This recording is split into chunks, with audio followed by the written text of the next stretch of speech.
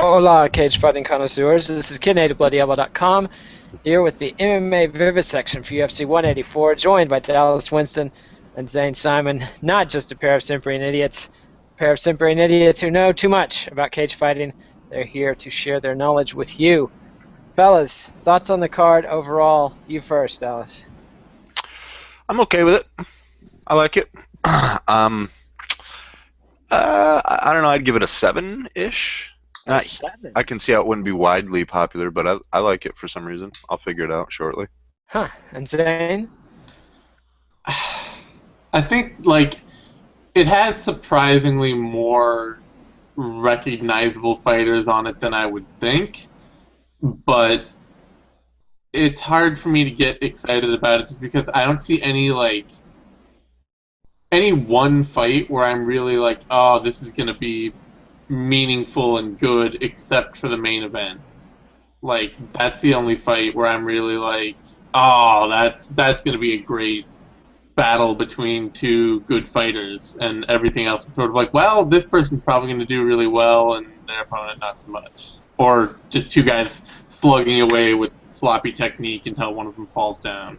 Which can be fun, but not necessarily $60 worth of fun. The one thing I think we should note in the UFC's defense was that Chris Weidman versus Vitor Belfort, the middleweight title fight, was supposed to headline the card, and Jacare Souza versus Joel Romero, also a middleweight fight between two top contenders, was supposed to be on there right underneath the Rousey Zingano co-main event. So this is not the card Joe Silva tried to put together, but it's the card we got. So we're going to run through it, starting with the two fights on Fight Pass, the preliminary card. Featherweights, Mazio Fullen versus Alexander Torres. Who's dying to get at this one? Nobody moves. Dallas. Well, I did like some Sherdog-esque research, and enough to know that I'm not like really holding my breath whatsoever. Torres is 2-1. It's pretty unique that you get a guy in the UFC, and this, to me, this is all fallout from what you just said, so it's understandable. But then it should be understandable that this fight is not a barn burner. 2-1 for Torres, and then Fullen has a lot more experience, but I believe he only has one win over an opponent that has a winning record, and he split fights with him, Alejandro. I believe the other fighters that he beat are 2-7, 0-1, 0-4, 0-2, 4-5, 0-1, 1-1, and 0-2. So I see. Impressive. I'll give it to Fullen for experience. Not excited, but again, when you lose two big fights like they did, it's understandable. Yeah. And Zane, your thoughts on this opener? Well, it's tough Latin America, so we're getting the stragglers that didn't make their debut on the tough Latin America finale. That's what these guys are. And to that point, like, there are some guys there that I think are still like interesting. I remember there's one national championship wrestler, or like national acclaimed wrestler, whose name escapes me right now, from Colombia or something, who's going to debut on a later card. But in this case, like, I'll admit, I'm not watching any tape on this. I don't even consider this a UFC fight. The loser of this fight's almost certainly going to get cut right away. And it's more like a fight to get into the UFC, at which point we can maybe start thinking about one of these guys a little. I don't... The only thing I will say is that I'm pretty sure that Mazio Fullen probably has spent a lot of time training at Jackson Winklejohn. Most of the Mexican fighters from that season were like sent to Jackson Winklejohn to train beforehand and to like Why stack take the deck. chances? Yeah. So I think that that probably means that he'll be coming out ahead here. I see. So you're picking Fullen, and the odds makers like him as well. As always, we get our odds from bestfightodds.com. Remember, gambling is a terrible idea. Last weekend at the Mira versus Silva card, every underdog won. So that tells you how much the odds makers and the MMA pundits know. So when you're putting your money down, you're literally gambling with your assets. So Fullen is favored from minus 155 all the way up to minus 160. And Torres is the underdog at plus 125 all the way up to plus 137. That brings us to the second Fight Pass card. Lightweights, James Krause versus Valmir Lazaro. Krause complaining that the Reebok deals already cost him $20,000. the big Fight Pass sponsorship money is going bye-bye. Zane, why don't you go first on this one? All right, this is a fight that I'm actually like. This is one of those fights that won't. I don't know. It's not meaningful, but it should be interesting. I was really interested in Lazaro when he made his UFC debut, and I still feel like he maybe got a little hard done by facing James Vick right away. Not that Vic's a really great technical fighter, but he kind of fits that mold of guys that are huge and tough and fight ugly and make everybody they face look ugly. It's sort of like Cathal Pendred thing, where everybody who fights Pendred just gets into this ugly, sloppy brawl that makes them look horrible. So I think Lazaro's like a pretty decent counter striker, and Kraus is not necessarily the most consistent pressure fighter. Like, he's not bad, and he's got some technical tools, but he's kind of an in and out guy, not really powerful, not quite the best athlete in the world. I'm going to pick Lazaro. I know that that's kind of probably wishful thinking on my part, but I don't know. Kraus is probably the better technical fighter.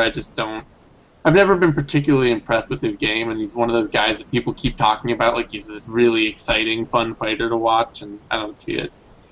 See, in Dallas, how do you feel about this one?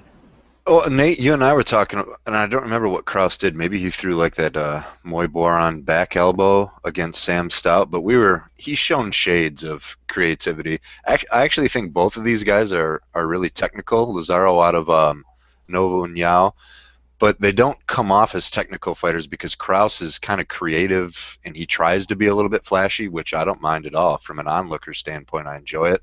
Lazaro's got good technique. He's got that classic Brazilian Thai technique where he likes to close his combos with a nasty outside low kick.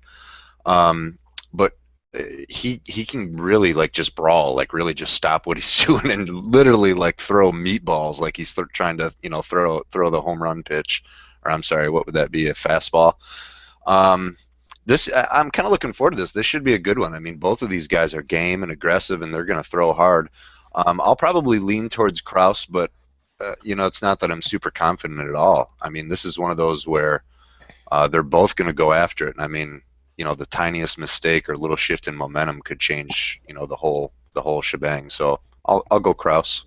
All right, and the odds makers like Kraus as well. They've got him favored from minus 175 all the way up to minus 172 all the way up to minus 200, minus 223, and Valmir Lazaro is the underdog at plus 150 up to plus 165, and that brings us to the Fox Sports 1 preliminary card.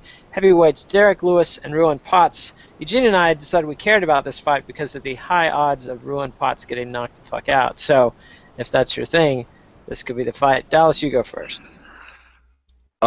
Man, just to be honest, like I make notes when I know ahead of time I have to actually know something about the card, and behind Ruan Potts I just wrote sucks.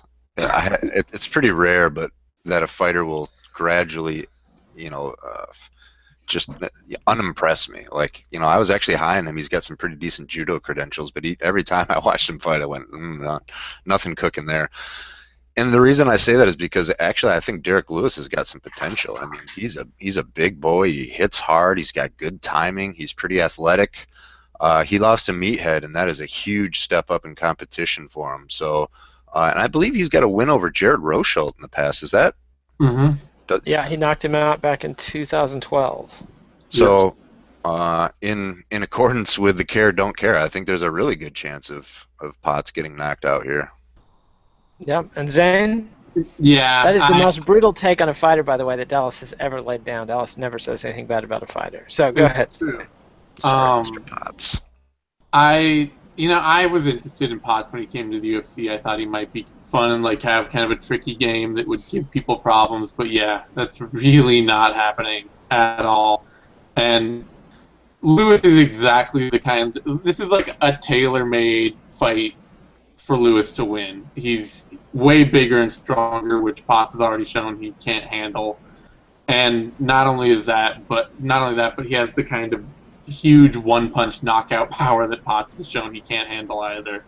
So at that point, you're really not looking at much of a fight or much of a competition, and that's too bad. But it's really hard to pick against Lewis here. At the good side is we get to see an awesome knockout and another Derek Lewis post-fight interview, which have been pretty awesome. Let's not count our chickens, though. Let's not jinx it. We can't take this for granted. It could be two fat guys huffing and puffing around the ring for 3 rounds. So you should have said that. Like 220. Yeah. And what are the odds on this not ending in a round 1 strike stoppage, either knockout or TKO? I mean, I gotta say it's like 60% in favor of that 70 maybe. Is the bet, like, can you see the prop bet on that, and is it under 1,000? No, that's what I was thinking. I can't see that, but that would be a solid. Would be on best fight odds. Well, let's see. Yes, I can. There's a tab you click. Who knew? Who knew? Let's see. Fight goes to decision is plus 400. Fight doesn't go to decision is minus 600. Wow. Fight is, let's see. Pot wins. Lewis wins inside distance is minus 300. Potts wins inside distance is plus 467. Lewis wins by decision is plus 524.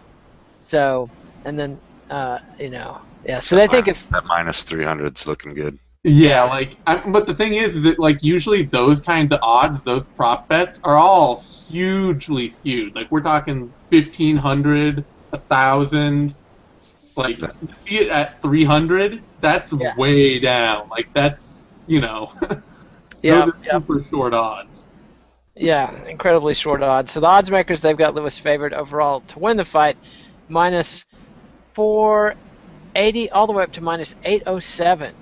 Roman Potts is the underdog at plus 385 all the way up to plus 415. So, yes, he's a big boy, but he is a little dog in this fight. And so we've got welterweights Diego Lima and Tim Means up next. Zane, you can go first.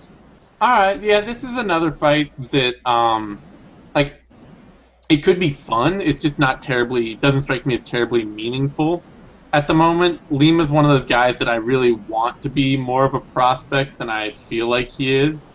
Like, his last fight was just miserable.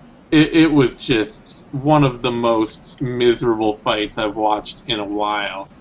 And I can't remember who was he fighting. That was against Lima, you're talking? It was against George Oliveira. And it was one of those fights where, like, it was so clear that Lima had this huge advantage over Oliveira on the ground and then could do nothing with it and just couldn't move the fight at all, couldn't take advantage of any of his physical tools. And he's just, I don't know that his fight IQ and I don't know that his game's meshed well enough to perform really well. And Means is, I always like Means. He's fun, he's consistent.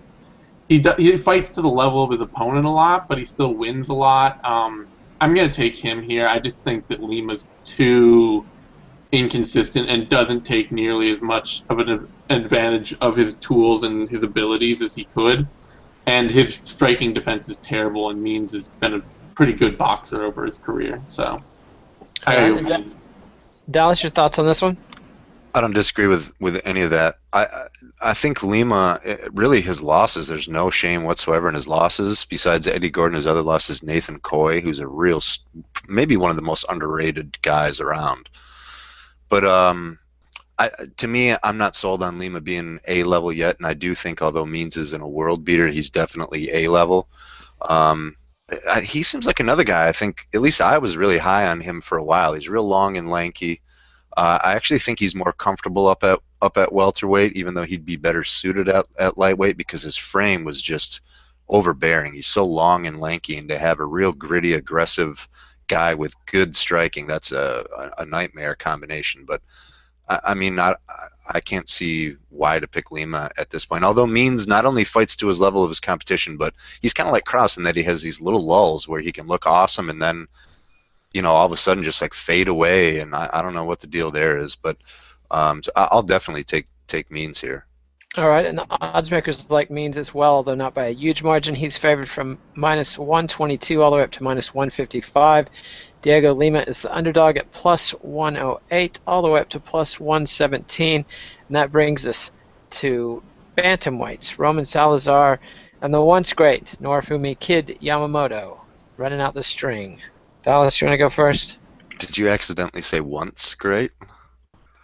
Yes, I said maybe twice, 10 times great, but former great. Yeah, man, It's Kid really back in the crazy. day, man. For those who, weren't privy to like prime era Kid Yamamoto and I mean just brutality. A lot of it very unsportsmanlike, I mean just mashing people after the bell, but I don't really know what his deal was coming over stateside, but He hurt his knee of trying out for the Japanese or training for the Japanese Olympic wrestling team and has never been the same since. yeah, but that was a long time before like a year or two before he debuted. But Yeah. either way, I mean, no matter what, unless he was, fighting like a top five guy, I'd probably pick Kid just for like old school, um, you know, Japanese MMA nostalgia kind of thing. But I'm not super impressed with Salazar. Um, I don't know how to say this kind of thing without being a dick. To me, Salazar is the kind of guy he could be fighting out of Bellator, like undercard, and that's not a knock on him. But I mean, I don't think he has like a huge. He's beaten some guys, but I mean, a lot of guys on his past, his past opposition has been a little sketchy. 6-9, 1-2, 4-2, 11-7, 0-3, 0-2, 1-7. So that's fine. I mean, that's normal for a fighter to do, but it's weird to see him in a pretty decent spot up on, what's supposed to be the premier mixed martial arts league. So I think it's a good matchup for Kid. I'll take him in this one. All right, and Zane, your thoughts? Yeah, this is one of those bouts where like I'm sad that it's competitive, and that's kind of the unfortunate thing. Is it's both sad that that Roman Salazar can't beat a severely faded Kid Yamamoto, or that Kid Yamamoto can't beat a guy like Roman Salazar. Like one of those two is really not great. And Salazar, I mean, he's a part-time fighter. I think he works as like a cable guy, basically, full-time. Like that's his other job. And See, that's impressive. Not to interrupt you, Zane, but kudos to that dude. Like that's why I feel bad, having a critical opinion of him. But the dude holds a regular job, so no offense to him in what I said. Yeah, he holds a regular job. It's just that he also kind of fights like a cable guy. Ouch. Like, he fights like a part-time. Zane, What? we're losing you, little Zane. We're losing you, bub. Oh, sorry. Sing a song. Yes, testing. Yeah, just keep talking. So Okay. we're sad that this fight is competitive, but who are you picking? I'm picking. I'll pick Kid Yamamoto. I'm gonna assume that he wouldn't be coming back if he had nothing left in the tank, and I think unless he has nothing left in the tank, he should win this fight. But it's ugly. I don't know. I'll take him, but not happily. Yeah, the odds makers have Kid favored at -260 all the way up to -353. Salazar is the underdog at +207 all the way up to +257. And for me, this is one where the odds are just too sweet. Like, I just could not bet on Kid Yamamoto at this point against anybody who's a professional mixed martial artist. Although, given his status, I mean, if he was anything remotely like he was 5 years ago, 7 years ago, he would wipe the floor with Salazar in a heartbeat. So it's a very tough pick.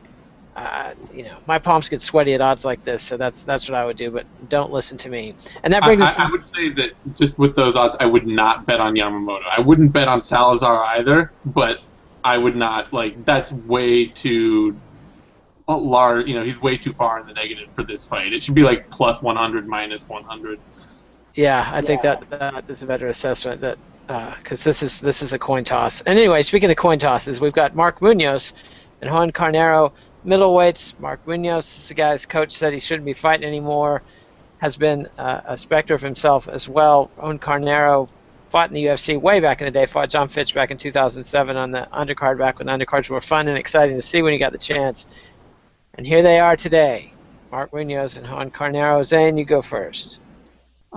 This is kind of like the last fight, except like it's a better version of the Yamamoto Roman Salazar fight, where it's kind of like Carnero's a much better fighter than Salazar. Carnero is a much more proven, consistent fighter than Roman Salazar. but and Munoz's recent performances haven't maybe been as shockingly bad as Kid Yamamoto's for as long. They haven't been great, but there's a big difference between getting knocked out or submitted by Lyoto Machida and Gegard Mousasi and losing to Von Lee and Danny Yamayama. And it just is, even though I like both those fighters. It I guess I would pick Munoz here just because he's a true middleweight who fights consistently at middleweight, and Carneiro's kind of been a welterweight for most of his career, and he's moving up for his UFC debut to fight Munoz. UFC return. Yeah. I think, that Battleground MMA tournament may have been kind of it was really impressive, but it may have been a bit of a false flag where it's sort of performing really well in a one-night tournament isn't necessarily the same thing as performing really well in one fight against a really technical, decent fighter. And I don't know that Carneiro is especially adapted for facing Munoz and beating him. If he can't outstrike him, is he going to outwork him on the ground and in wrestling and all that? And I don't think he is. So I'll take Munoz.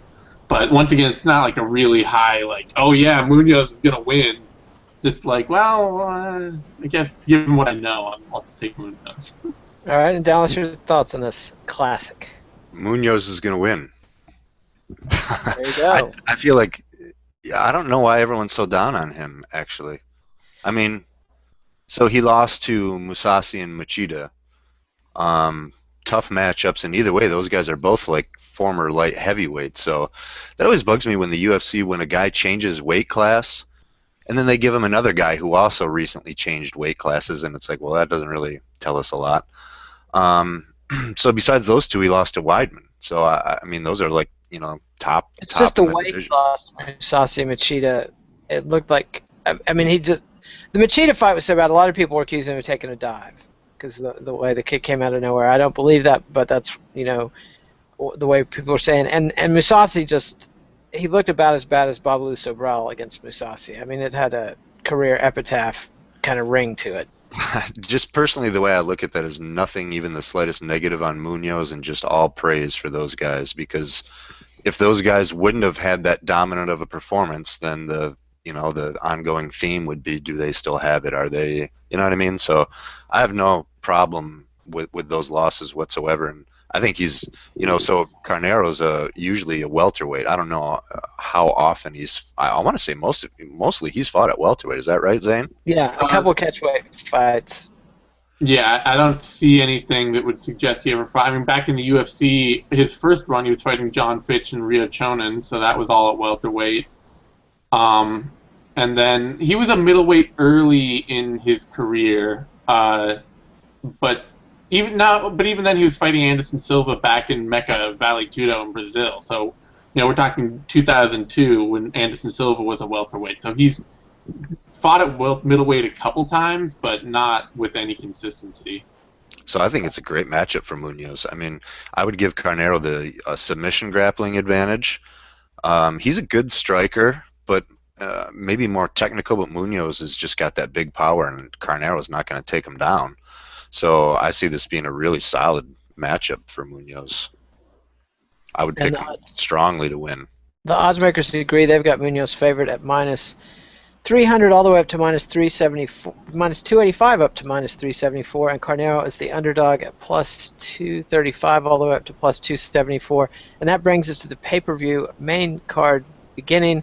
Lightweights Gleason Tebow and Tony Ferguson on I Can't Believe It's a Pay-Per-View. Zane, you go first. I'm going to take Tebow here. I like Tony Ferguson a lot, and I think he's got great tools to be a really competent lightweight, but his application is so inconsistent, and especially lately, his fight IQ has just been all over the place. He's been, just kind of pulling guard a lot. He hasn't been striking or standing with nearly the consistency that we'd expect, and he's been just... I don't know. He's all over the place in fights. His win over Trujillo seemed like more a matter of Trujillo tiring as the fight went on and really having a one-round gas tank. And then against Castillo, like, that was a split decision he barely won. And I think Tebow is a lot more consistent in what he does than Castillo is, and it's a very otherwise similar fighting plan. And I would look at this as a pretty similar fight, except that I think Tebow will stay active enough and stay grinding enough to win it. And Dallas, your take? It's a tough fight for him, but I think it's a good fight because Tebow is a good, I mean, you know what you're going to get against him, and that doesn't make it any easier. He's really tough to do anything against, and I think it does take a special fighter to beat him, despite, a lot of people think it's tough to stay in the UFC and keep grinding out wins like he has. So I have a lot of respect for him. Zane's spot on with Ferguson. I really like Tony, but my personal take on what he's doing is he came up and he knows now he's got the skills to be an A-level fighter and hang around. It almost seems to me like he's kind of like screwing around a little bit, like experimenting and just seeing, like when he was pulling guard. Who was that he kept pulling guard again? Yeah.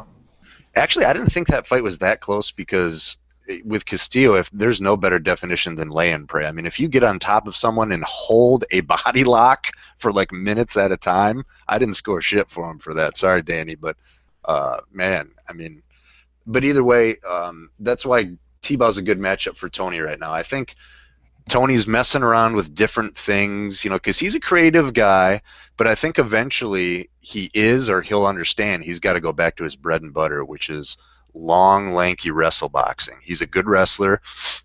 He's really long, and he's got some great boxing. So I'm fine with him trying to augment his game with other little creative flares and tools, but this is a perfect example. To beat Tebow, he should go classic Chuck Liddell sprawl and brawl. Use his range, stay outside, use circles and angles, and keep him on the end of his punches. I'll go first. Who are you picking? Ferg.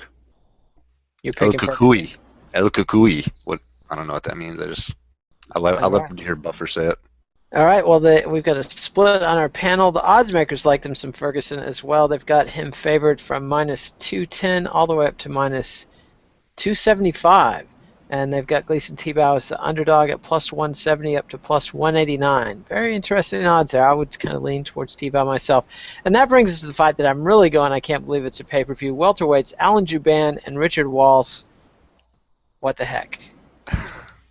What is going on here? Dallas, tell us about it. I forgot this was a pay-per-view, so that might change my rating of the card. I was wondering about your rating of 7. I mean, $60 is a lot of, that's a lot of ding-dongs and hot dogs. Well, let's be honest, it's ridiculous. I mean, that price for a pay-per-view, especially because they're having them all the time, whoa, guys. I mean, and on top of that, because I knew those two big fights got scratched, I looked at this card expecting a big pile of crap, and so they did pretty well. I understand how the UFC did. I wish they could also understand and say, hey, we're not going to jack up the pay-per-view for this one just yet. But I don't know why. There's something I kind of enjoy about Richard Walsh, maybe in kind of a freakish Tim Boetsch-esque kind of way. The Kunamoto fight, I feel like I know that he lost a split, and I couldn't quite remember, but I thought he might have won that fight. Was that controversial at all? He got robbed. Okay, that's what Very definitely. Okay, that's what I thought, but I couldn't. I think there must have been a Bellator the same night because I didn't live blog that one. But, I kind of like Jouban too. He's been looking pretty good. Walsh is limited in that I think he's a big bruiser. He's a big dude. He hits hard. He's real aggressive, but that sometimes can be a formula for success. He's another guy that I don't know. I'm interested to see if he can start improving, either making his specialty more effective or adding, other tricks and surprises. But I don't think he's dynamic enough to beat Jouban at this point. I do think it'll be. I'm guessing it'll be close. Walsh might have some moments, but unless he does something special, like really lands, a big one, I think Jouban's the safer pick here. All right, and your thoughts, Zane? I'm actually going to go with Walsh. I've been thinking about this fight a bit because it is actually a fight that I like it more than I like it for money. Like, it's not a pay-per-view fight, but it is a fun fight. And I think it's a fun fight, and it's a fight I'd pick for Walsh because Juban is not a in and out fighter. Like, he's faster, I think, than Walsh, and he's got more tools that he uses, and he's maybe a bit more dynamic.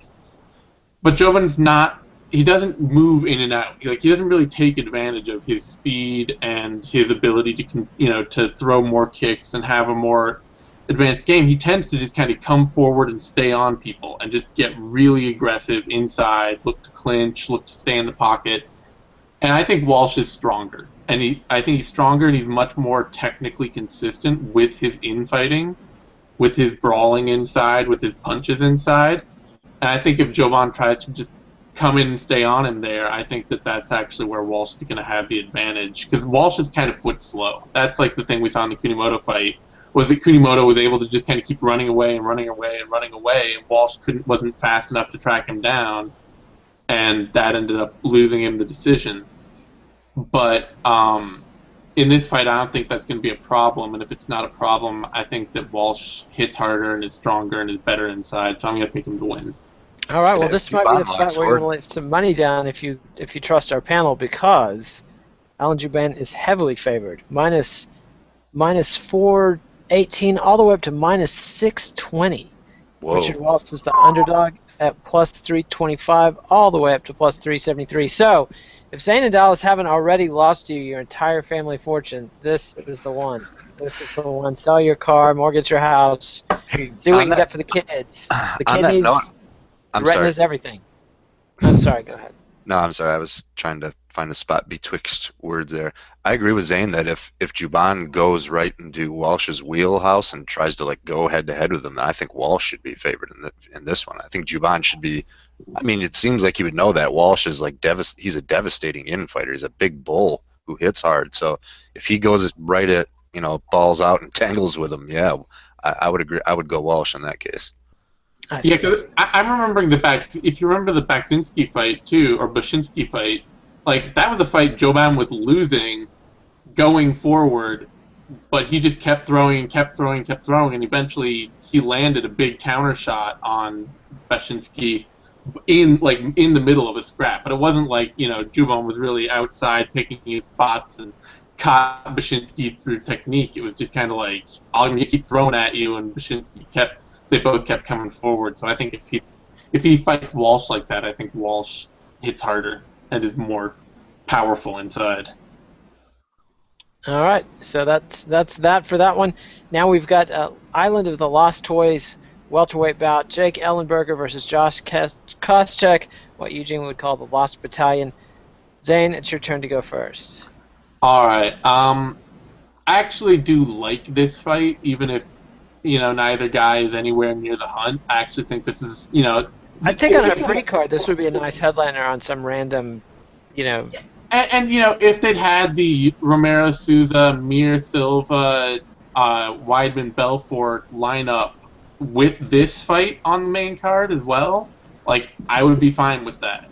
Sure. That's a good pay-per-view round-out fight between two name guys that are still going to compete with each other. I'm going to pick Ellenberger here, just because I think as poor as his recent performances have been, all three losses, they were 3 losses in a row. They were very much against fighters on the rise or in their prime still. I mean, even Lawler, as weird as that sounds, obviously he's champ now. So, we're seeing an incredible version of Robbie Lawler at the moment. And Koscheck is not one of those guys. He's very obviously started to fall off a bit. His 3, I guess you could say his 3 losses are also to guys in their prime, which make it a little harder to judge, but it seems to me more like Koscheck's a little further down the road. Maybe that's not true, but I just feel like Ellenberger is being shown that he's not maybe top 5 material, whereas Koscheck is starting to fall out of the top 15. Ouch. So, Dallas, what do you think of this? Where has Koscheck been for over a year? Hurt. Or just semi-retired, I think. He was in just Fresno. Not which at AKA. Was he injured? No, he's got his own camp dethroned, right? In Fresno, yeah. I never heard much about him being injured. I think he was just on hiatus. I think he was just kind of hanging out. Like, he's got money, so I don't. He doesn't need to fight. So I think he was just like hunting and fishing and doing all that kind of stuff. I'm not sure why, but I'm leaning Koscheck in this one. And it might be I'm overcompensating because I was high on Ellenberger, but he's a guy, and Zane uses what I usually say. He fought the top guys. It's not terrible that he lost to him, but there was a couple things, at least one, that I was really disappointed with. I mean, the McDonald fight was, no adjustment. It almost seemed like he didn't have a game plan going in. I mean, Rory was just flicking that long jab, and you had to know on the drawing board beforehand he was going to do that. So to not be prepared for it and not be able to make the adjustments in the fight was just really disappointing as an Ellenberger fan. I think Jake's had an interesting package in that he's a good wrestler. He's not, anywhere close to Koscheck's level as far as accomplishments and accolades, but he's a good, solid wrestler, not easy to take down, and obviously huge, heavy hands. In this one, I just get the feeling that I hope Koscheck really tries to impose his wrestling. We see with a lot of guys who might have the wrestling advantage, they're content to strike for a while, and then all of a sudden shoot a takedown. And if it doesn't work, then reset, strike for a while. I would like to see him really, who gives a shit if he doesn't get it? Let Ellenberger know right off the bat that he's going to change levels and take him down, because that's the best way to throw Ellenberger's striking off. I mean, for a big, heavy-handed guy, he gets that power because he plants his feet and torques his hips around. Well, that's the most ideal position to get taken down in. So I'm not sure why. I think Koscheck's wrestling is going to make the difference here. Koscheck's striking is pretty primitive. I mean, he's pretty much got like that big blistering overhand, right? And I wasn't too high on him. It was almost like the Dan Henderson thing, where all he did was just throw that big, huge right hand, and if that didn't work, he'd just shoot takedown after takedown. I'd like to see him do the opposite, go takedown, and then start messing with Ellenberger, maybe fake a level change and come up with that right hand and get in his face. But if I were Josh, I would not stand toe-to-toe unless I'm throwing that right hand or changing levels. If he does that, I think Ellenberger can put him out. But I don't know why I'm kind of leaning Koscheck here. I'm interested to see what the betting lines are. I see. Well, the odds makers like Ellenberger. They've got him favored at minus 205, all the way up to minus 197 up to minus 231. Koscheck, the underdog, at plus 170 up to plus 191. So I guess the odds makers don't like the year-long layoff he took and have questions. I thought he looked a little chinny in his last couple of fights. I mean, the way he lost to Lawler and the way he lost to Tyrone Woodley, it just was not the old chin we used to see from Josh Koscheck. And now the co-main event, one of the most unlikely co-mains in UFC history. We've got Holly Holm making her UFC debut against Raquel Pennington. They are putting Holm in the spotlight because they think she's got the chance to be a big-time rival for Ronda Rousey, but she's somewhat unproven at the highest levels of MMA. Zane, you go first.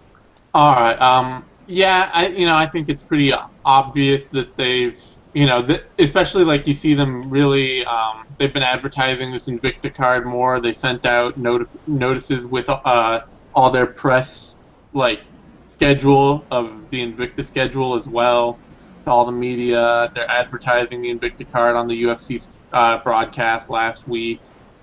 All that. I think they're really kind of giving a two-pronged potential next contender setup here, where they've got Cyborg on one side and Holm on the other, and they're trying to see who's going to perform best and who they could maybe promote next. Because, it sounds like from what we heard about the Invicta deal, or we heard from Fertitta about Cyborg not long ago, they're trying to set her up for a Zuffa Invicta co-deal where they would be able to pluck her out for a big super fight with Ronda Rousey. So that maybe seems like the other side of that. And Holm's kind of the safety net. Like, they want to push her as much as they can to have that secondary fight lined up in case they can't get the other one. As far as her being untested and unproven and all that, yeah, but I don't, like, it still doesn't really matter in women's MMA right now. Like, there's just not enough out there for testing and proving grounds. And I don't, we've already seen Ronda beat most of her opponents. There's a fight with Correa maybe lurking out there, but is that really a fight people are more interested in? I don't know. Anyway, that all gets back to this. I do think Holm should beat Pennington. Pennington's big and tough, and she's probably going to make this fight ugly. but I don't think she's athletic enough or skilled enough anywhere to compete with Holm. She's not a great wrestler. She really kind of caught that submission out of nowhere in her last fight that she was losing against Ashley Evans Smith up until catching that submission. And I think that Holm's a bit more studied than that, a little more technical, a little further along in development than Evan Smith was. So I don't know. Pennington could win and totally derail that idea. I don't think that's totally out of question, but I'll take Holm. All right, and Dallas, your thoughts? Yeah, I think you got to take Holm here. I actually think that in MMA, her striking technique shines out, a lot more. It's much more evident because she's got so much room. She's got the lower stance, and if you watch her in traditional, striking, there's no problem with getting in the pocket, and she's good there. But in MMA, she lowers her level and keeps that distance because she doesn't want to be taken down, and that really shows a lot of the flair in her game.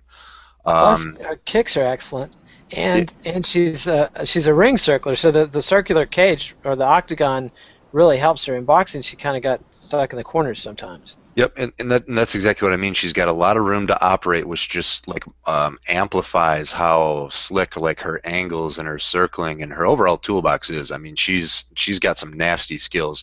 She's the kind that can whip out a high kick when someone's coming in. Usually, if someone closes the distance and you're afraid to get taken down, the last thing you do is throw a kick. But she's quick enough and she's got good enough balance where she can fling a kick and still be prepared, with her balance to shuck off the takedown and everything. I don't know why I like Pennington. She's just tough. I think she's both her best skill as a fighter and her worst trait in this particular matchup is that she's pretty good everywhere. She's really tough.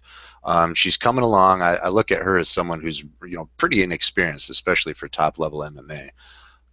Pretty decent striker. She hits hard. Like Zane said, not a great wrestler, but I do think that she's kind of bullheaded and tough enough to get Holm down in the clinch. I don't quite think she's got the technique submission grappling wise to just turn the immediately jerk the curtains on Holly Holm, and that makes it even tougher for her because if she did have that advantage, this would be a lot more competitive. But even if she does get Holm down, I don't think she's going to be an insta finisher. I think unless Holm panics and gives up her back or does something crazy in a transition, it's a really tough fight for Pennington. However, sensible for both of them because Pennington, I would guess, goes into this not having a lot to lose, and I imagine her coming forward aggressive and just trying to bruise. This will be her trying to brawl the boxer, and Holm will be the technician here. I don't think Holm. I think Zingano is by far, to me, the only one really that's got a hope to beat Rousey right now. Holm has got a long ways to go, but glad to have her here. I think she'll take this one. And the odds makers agree. They've got Holly Holm favored from -715 all the way up to -900. And Raquel Pennington is the underdog at +475 all the way up to +645. And that brings us to the main event. Hold on, before you go, Zane and I we started shaking our heads. It's way too steep for you, Zane. Yeah, that's a name. That's a name odds. People are betting because of the name there. This fight is 200 maybe. I would bet on Pennington at those odds. There's no reason to assume that Holm is just going to be absolutely dominant until we see her be absolutely dominant in fights in the UFC. What was the best line on Pennington as an underdog, Nate? The best line, the biggest odds against her are +645. Oh man, yeah, that's another one that I would throw a little. Not that I'm saying, but for that kind of payback, I'd take a look at that one. I see. Well, the main event has similar odds. Ronda Rousey defending her title against Kat Zingano, and the odds makers are heavily favoring Ronda Rousey. Or I should say the betting lines are heavily favoring Ronda Rousey. Zane, you go first. Is this the toughest challenge of Ronda Rousey's career so far? No, Oh. Not even a little bit. Unfortunately, not at all.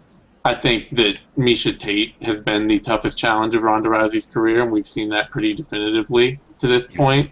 Even though Zingano smashed her?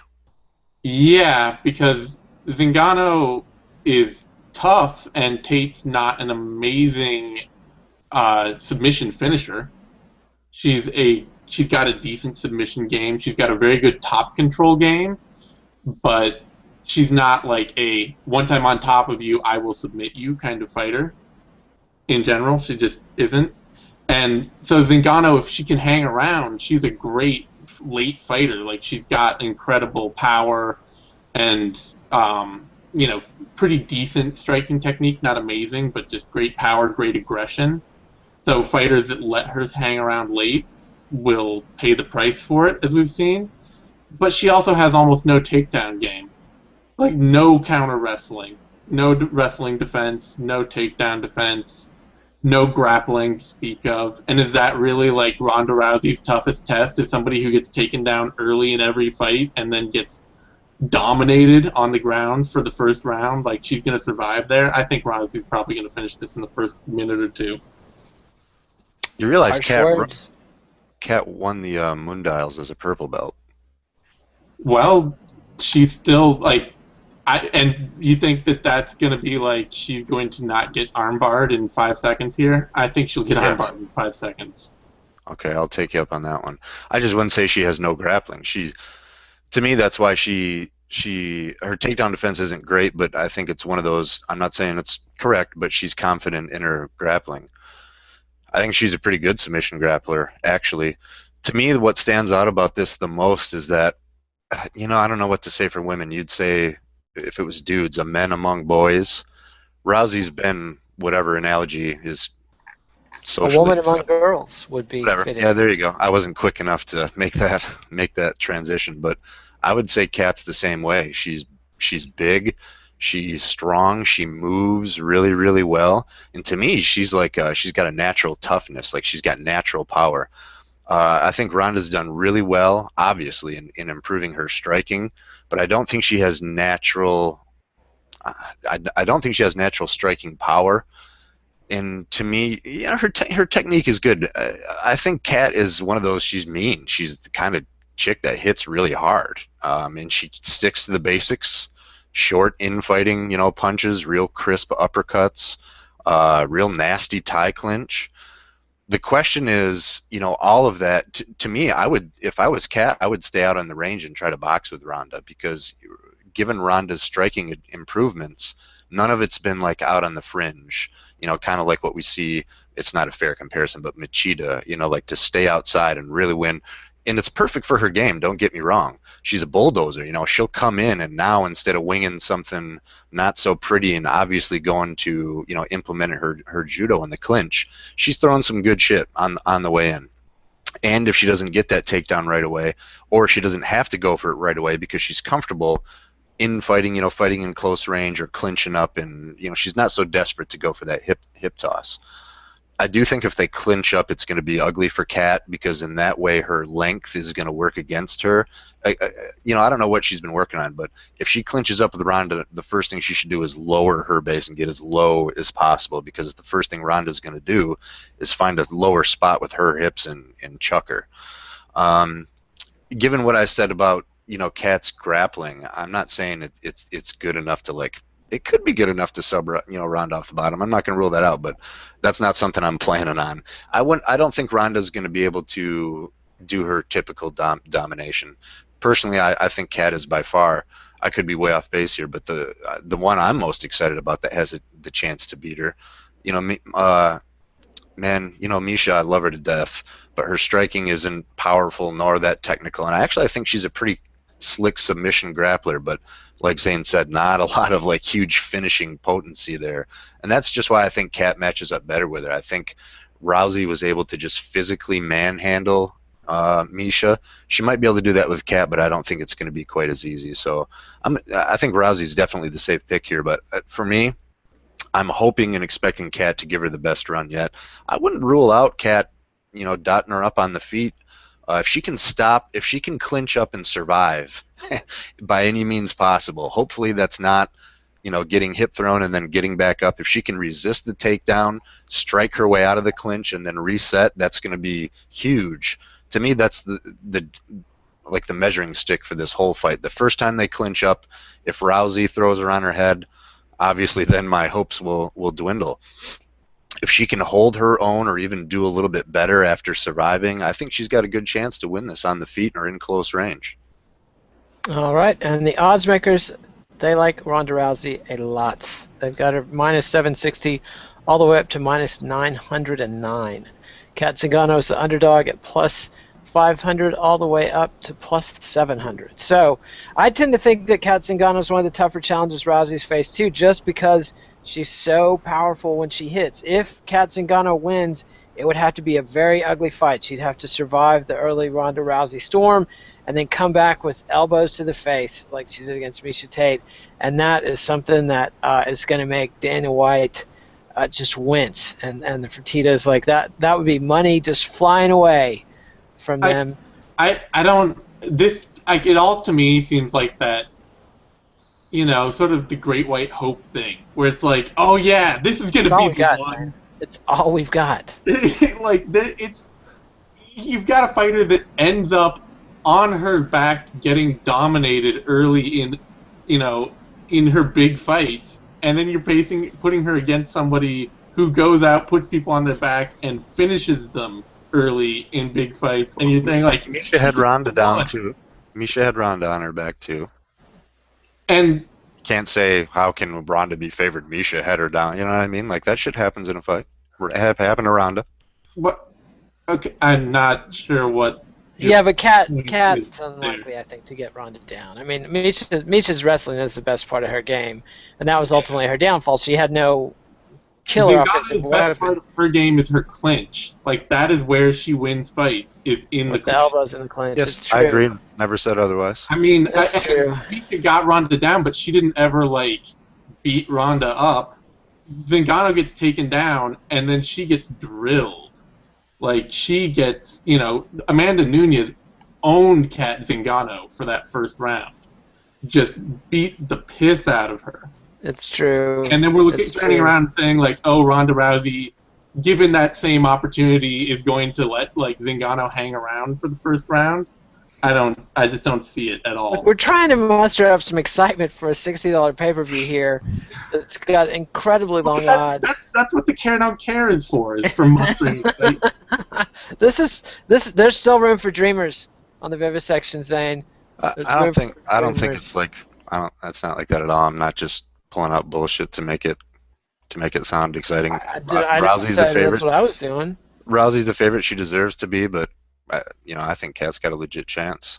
I think that if Rousey gasses herself early and can't finish her early, I think Kat then at that point presents some serious troubles. And I've been afraid of Kat beating up Ronda ever since I saw what she did to Miesha Tate. But again, Kevin Iole called this the Ali Frazier of women's MMA. So we're not going there. But to go off what you said, Nate, I don't think. Of course, maybe the Fertittas of the UFC would be upset, but I think Kat's highly marketable. She's good looking. Especially if she were to beat Ronda once. I mean, I think that the rematch would be the rematch would be big, so. But she's and Zingano's good looking, but she's not done anything to show that she's also highly marketable. Like, no. Rousey is a huge headline grabber above. Like, Miesha Tate is the second most marketable bantamweight by far. Yes. Although a Cyborg-Rousey fight is the most marketable fight.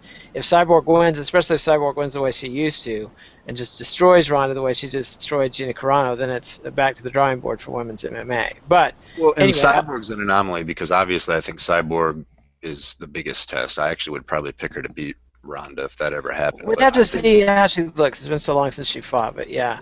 And it just and also the random drug testing is going to be an issue for Cyborg. So you say. Well, I'm just saying, as somebody who's been busted for steroids in a non-random environment, it's going to be a challenge for her and her team. All right, I want to run through some of these parlay odds now that I've discovered these tabs you can click on Best Fight Odds. Who knew? Who knew? Every day is a new day for me. I knew. You're an expert. Okay, you're a subject matter expert, Zane. Every day is a new day for Kid Nate. Rousey wins inside distance minus 520. Zingano wins inside distance plus 850, which seems a little low given that her pick to win is not really any different from that. Rousey wins by decision plus 1,090. So nobody thinks this fight is going the distance. Wow. Fight goes to decision plus 620. Fight doesn't go to decision minus 1,100. So some interesting odds there. What was Rousey by decision? Rousey by decision is plus 190. Oh, I thought you said 1,000 something. Okay, No, still plus that. 1,090. 1090. Wow, to me, Yeah. like on this show, I'm betting with other people's money. You know, like I might be able to. There might be a quarter in the couch, you know, cushion somewhere. But that, because to me, that's what I'm seeing. Kat might be able to survive to a decision. I mean, she's gonna be tough, I think. Wow, are those not crazy odds though? I mean, I understand Ronda's a finishing machine, but I mean, that's the thing. She's never gone the distance. I mean, the third round, going to the third round was a big deal for Ronda Rousey. So you know, if Kat were to take her to the fifth round, that would be pretty unprecedented. But nonetheless, plus 1,090 to win by decision, not something you'd see in a George St. Pierre fight, to say the least. Anyway, that's our show. We'll be back. We'll have a Vivisection for Bellator later today. We'll have the sixth round after the fights on Saturday. Zane, will you be there for me? Yeah, I think so.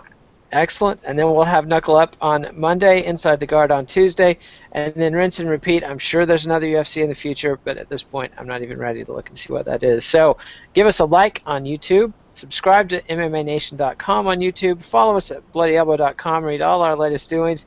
Follow us on Twitter at Uncle Justice. That's Dallas. At the Zane Simon. That's me. Oh, wait. That's Zane. I'm at Kid Nate. Adios, MMA aficionados. We'll see you next time. That gave me a heart attack.